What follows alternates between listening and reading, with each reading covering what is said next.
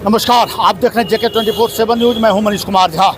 अभी मैं हूं धनबाद के रणधीर वर्मा चौक पर, जहां आप देख रहे हैं कि ये तमाम जितने भी मनरेगा में काम करने वाले रोजगार सेवक हैं, ये सभी धरना पर बैठे हैं।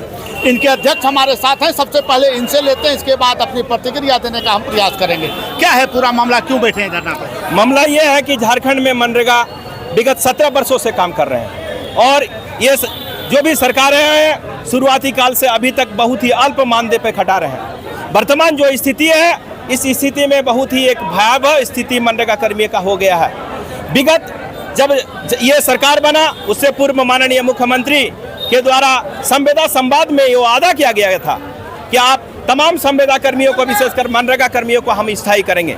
लेकिन आज 4 साल गुजर गया, हमारा मनरेगा कर्मचारियों संघ का कहीं भी स्थायी का कोई बात अभी नहीं आ रहा है। विगत कई वर्षों से हमारे माननीय ग्रामीण विकास मंत्री हमेशा हमें आश्वासन देने का काम किए और बिल्कुल ये छलावा कर रहे हैं। इसी के तहत हम लोग झारखंड राज्य मनरेगा कर्मचारी संघ झारखंड प्रदेश के आह्वान पर वादा निभाओ, मनरेगा कर्मियों को स्थायी करो कार्यक्रम के तहत आज हम लोग एक दिवसीय पूरे झारखंड के सभी 24 जिलों में हम लोग धरना देने का काम कर रहे हैं। और आपके माध्यम से, इलेक्ट्रॉनिक्स मीडिया, प्रिंट मीडिया के माध्यम से हम कहना चाहेंगे कि तमाम मनरेगा कर्मियों को स्थायी करें और अपने वादा को पूरा करें।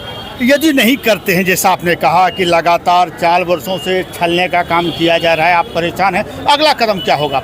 अगला कदम हमारा तय है। झारखंड राज्य मनरेगा कर्मचारी संघ की ओर से हमारा प्रस्तावित कार्यक्रम तय है। उसी के तहत आज ये कार्यक्रम हमारा हो रहा है। अगर ये हमारा जल्द हमारा स्थायीकरण नहीं होता है तो हम 18, 19 और 20 पूरे झारखंड में सांकेतिक हड़ताल करेंगे और 22 तारीख से संपूर्ण झारखंड में मनरेगा के काम को हम लोग ठप करके हड़ताल में चले जाएंगे और इसका तमाम रिस्पॉन्सिबिलिटी झारखंड सरकार का होगा।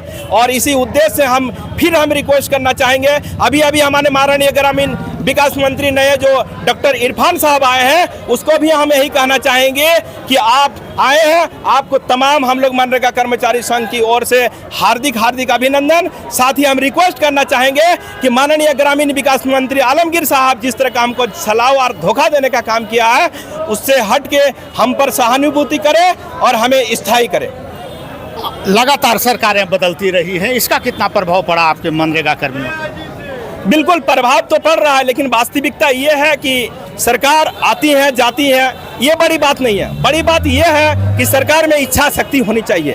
अगर परमानेंट करने के लिए यूँ तो 5-5 वर्ष मिलता है एक सरकार को, लेकिन वास्तविकता ये है कि मनरेगा कर्मचारियों का जो स्थायी करने का वादा है, एक कैबिनेट काफ़ी है। एक कैबिनेट में अगर चाहेंगे तो तमाम मनरेगा कर्मियों को स्थायी करके उसे सम्मान, स्वाभिमान दे सकते हैं। आखिरी प्रश्न रहेगा, क्या परेशानी हो रही है फील्ड में आप लोगों का स्थायी नहीं होने से?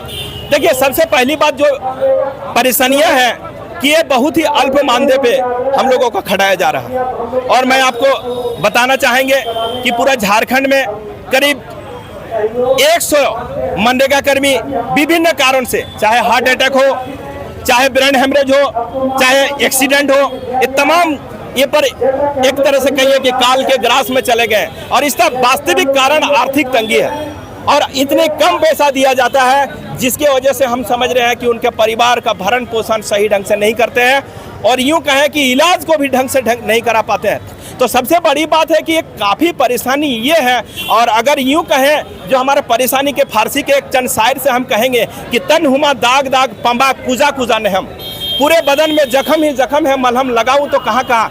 तो ये हमारा मनरेगा का स्थिति है। इतनी समस्याएं हैं कि लोग ना ट्रीटमेंट करा पाते हैं, ना पौष्टिक भोजन दे पाते हैं, ना अपने बच्चों को एजुकेशन दे पाते हैं। वास्तविकता ये है कि हम लोगों को झारखंड सरकार एक तरह से कहिए कि शोषण करके हम लोग को एकदम अंतिम पड़ाव तक पहुंचा दिए हैं। फिर से रिक्वेस्ट करेंगे कि हमारा स्थायी करें। अपना नाम बता दें। मोहम्मद यासीन।